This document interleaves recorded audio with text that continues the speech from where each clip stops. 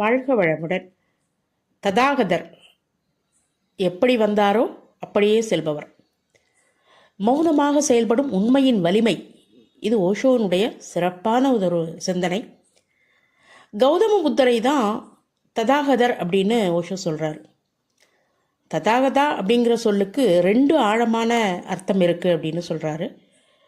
முதல் அர்த்தம் என்ன அப்படின்னா, இருப்பையும் அதனுடைய இயல்புத்தன்மையும் முழுமையாக நம்பக்கூடிய ஒரு மனிதன்.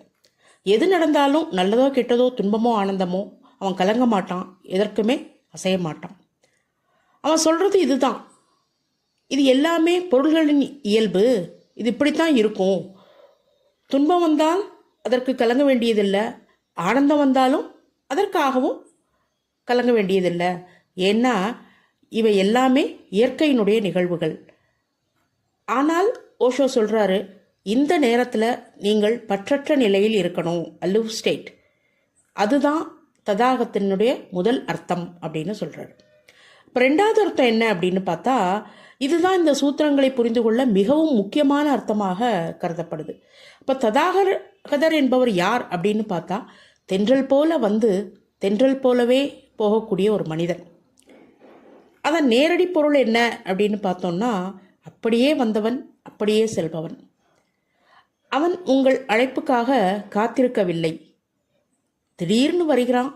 அதே போல நீங்கள் அவனை தடுக்க முயற்சிக்கவும் அவன் காத்திருக்கலை, திடீர்னு மறைஞ்சும் போயிடுறான். ஆனால் அவன் போகும்போது ஒன்றை விட்டு செல்கிறான், ஒரு அனுபவத்தை. அது என்ன அனுபவம் அப்படின்னு பார்த்தா, அவனுடைய குளிர்ச்சித்தன்மை, அமைதி, நிம்மதி, சாந்தம், மௌனம். இந்த மௌனம் வேறு எதையும் விட முழு இருப்பிற்கும் உறக்க அறிவிக்கிறது. ஒரு புத்தர் இங்கே வந்துட்டாரு, அதனால தான் அனைத்து மத ஆசிரியர்களும் உள்ளுக்குள் பயப்படுறாங்க, அனைத்து அரசியல்வாதிகளும் நடுங்கி இருக்காங்க, பொய்களில் வாழக்கூடிய அனைவரும் மரண பயத்தில் உறைந்து போயிருக்காங்க. ஏன் தெரியுமா? உண்மைக்கு அவ்வளவு வலிமை இருக்கு.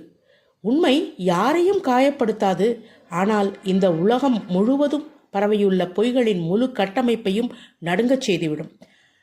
முடிவா ஓஷோ சொல்றாரு, உண்மையில் வாழக்கூடிய ஒரே ஒரு மனிதன் போதுமானவன் அப்படின்னு. நன்றி.